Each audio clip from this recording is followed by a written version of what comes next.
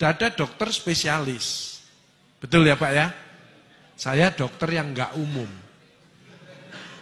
Karena saya 25 tahun itu dampingi orang-orang yang sakaratul maut. Penyakit-penyakit terminal. Makanya kenapa untuk penyakit-penyakit terminal itu kok tidak ada larangan makan. Wong makan aja nggak mau kok dilarang lagi. Panjenengan ya boleh makan, asal yang nggak boleh kalau berlebihan. Kata Rasulullah, makan pada waktu lapar, berhenti sebelum kenyang. Sumu tasihu, berpuasalah niscaya akan sehat. Kalau diimbangi puasa, bisa juga menahan hawa nafsu, sebab dari emosi. Banyak orang nggak ngobati hati. Kedua, saya kalau ngobati secara keseluruhannya. Bukan hanya fisik saja, bukan hanya pil.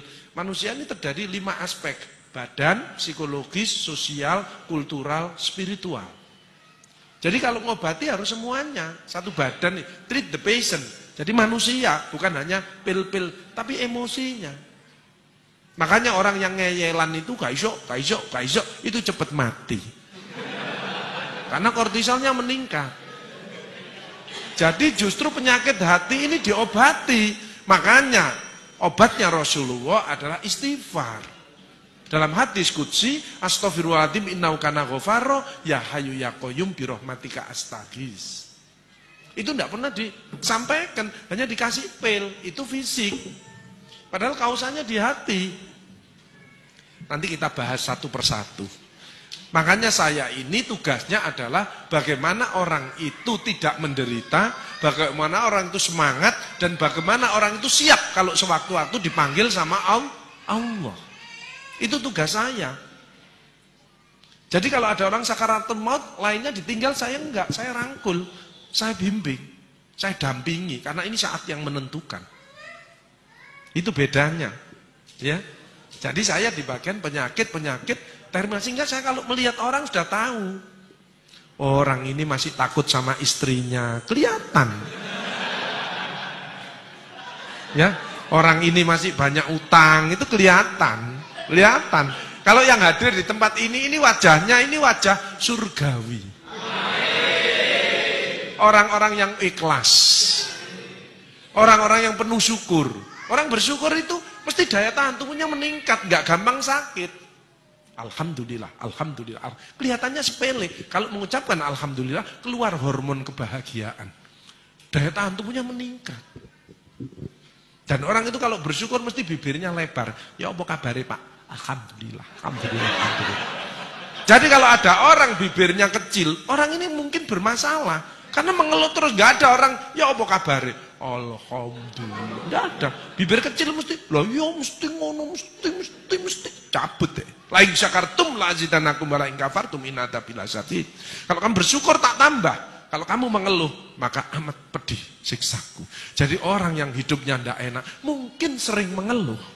Dan memang disebutkan Quran surat Al-Ma'arij, innal insana khuliqa halu'a. Sungguh manusia diciptakan banyak mengeluh. Makanya kalau pengen sehat jangan ngomong wah, aduh. Alhamdulillah. Kalau ada sesuatu nggak enak itu dari diri kita, bukan dari orang lain. In asantum li anfusikum wa in asantum falaha. Barang siapa berbuat baik, kebaikan untuk dirimu sendiri. Kalau berbuat jahat, kejahatan itu untuk dirimu sendiri. Hal jazaul ihsani ilal ihsan. Tidak ada balasan kebaikan selain kebaikan itu pula. Tidak ada orang berbuat baik balasannya jelek. Tidak ada. Allah itu maha adil. Dilanjutkan lagi Quran surat Al-Zalzalah, "Faman ya'mal mithqala dzarratin khairan yarah wa may ya'mal mithqala dzarratin syarran yarah." Makanya orang yang bahagia seperti panjenengan ini bagaimana? Bisa menerima pendapat orang lain, bukan memaksakan kehendaknya untuk orang lain. Kaiso, setruk. Kortisol yang keluar, ini bahaya. Makanya hati kita harus dibersihkan dulu dari penyakit hati. AIDS, angkuh, iri, dengki, sombong. Itu harus didetox. Bagaimana bisa bahagia kalau masih punya iri hati ini? Apa sih artinya takwa? Alladzina yunfikuna fis-sarra'i wad-dharra. Dia peduli. Suka menafkahkan hartanya baik di waktu lapang maupun sempit. Kalau mau sedekah tidak usah nunggu kaya. Kaya itu belum tentu. Tapi dengan sedekah calon menjadi orang kaya. Balkadzibinal ghaidz. Dia kalau debat selalu ngalah. Karena Allah janji, siapa yang salah dia ngalah. Tak buatkan istana nanti di surga. Tapi dia benar, dia ngalah. Maka istananya akan lebih hebat. Sayangnya banyak orang dolim. Istri ngomeli suami sudah senden di tembok, tak nyerah ini. Cek diterus noai, karek mumbul, kik, mati. Makanya anak juga gitu, ya bunda, aku yang salah, aku mohon maaf. Ya sudah maafkan, karena itu miliknya Allah. Makanya kita tidak boleh dolim, tidak boleh menyakiti orang. Kalau kita menyakiti orang, badan kita terasa tidak enak. Kenapa? Karena keluar hormon negatif. Coba panjenengan sedekah, senyum dengan orang, keluar hormon positif. Tidak ada penyakit datang. Dotok dulu, AIDS ini. Dengan apa? Istighfar tadi. Istighfar itu menggembirakan Allah, dicintai Allah, tambahi rezekinya, dijauhkan dari neraka. Dan yang penting, kalau istighfar itu, setan putus asa. Sayangnya di Indonesia kan sudah tidak ada setan, karena manusianya sudah disetan kabeh. Ya. Bagaimana bahagia? Panjenengan sehat, insya Allah ya sehat. Sehat. Sehat itu kadang-kadang dilihat jasmani rohani. Betul nggih? Badan stres. Padahal ada 8. Sehat fisik, panjenengan bisa ke sini. Alhamdulillah. Coba panas badan. Awake panas greges, enggak mungkin ke sini. Apalagi mencret, enggak mungkin wong gini. Ana pengajian nang masjid, rumah sakit Karimah Utama gak iso aku, gak iso mencret kok.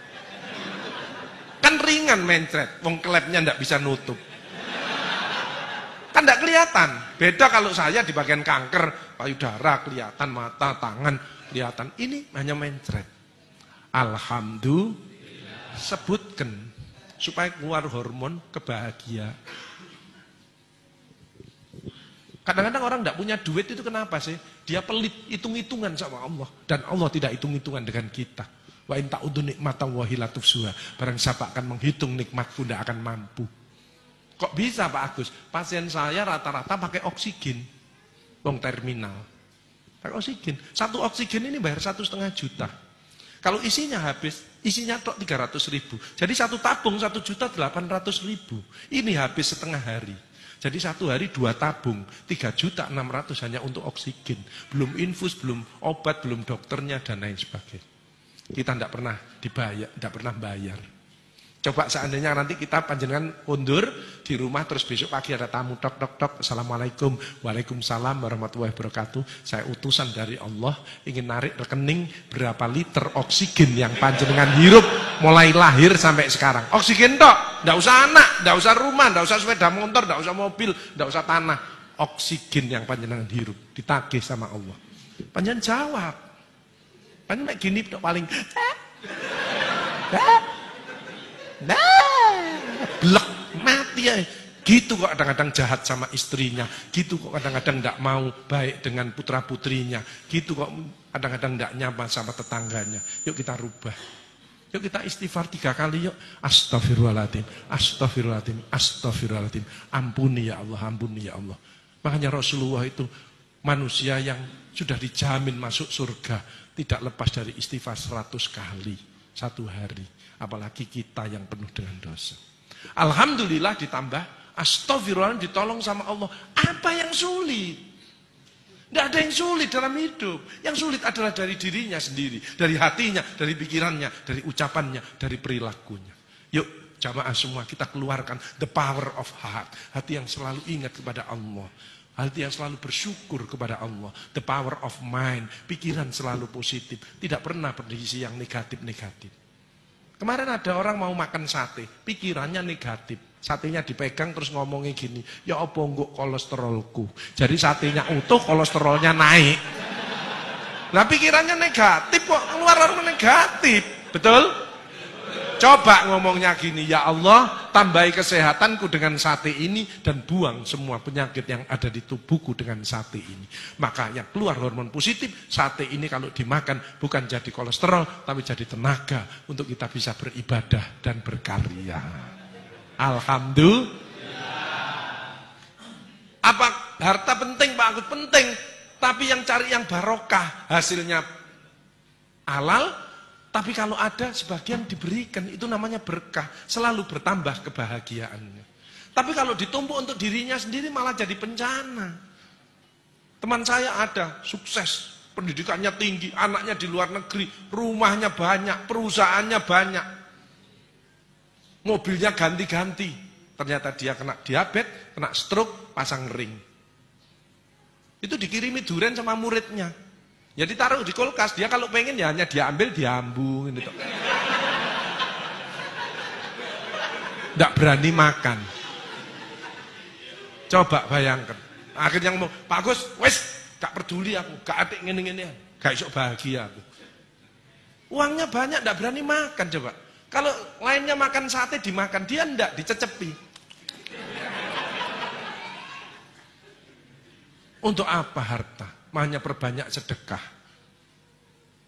Sedekah kenapa bisa menyembuhkan? As-shadaqatu daf'ul bala. Sedekah menjauhkan dari daripada bala. Kenapa? Orang sedekah menyenangkan orang yang keluar hormon positif. Penyakitnya lama-lama tambah baik, tambah baik. Yuk kita introspeksi diri. Nggak usah nyalakan si A, si B. Ada orang nyalakan, aku gak cocok sama ibu itu, misalkan ibu-ibu. Ya nggak apa-apa.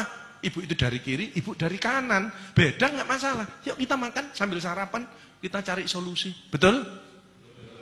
Ada ibu datang gini, aku gak cocok ambil ibu-iku, yuk gak cocok ambil iku, yuk gak cocok ambil iku, yuk gak cocok ambil iku. Ya ibu yang sakit. Ngomong gitu aja. Lah masa orang ini jelek semuanya?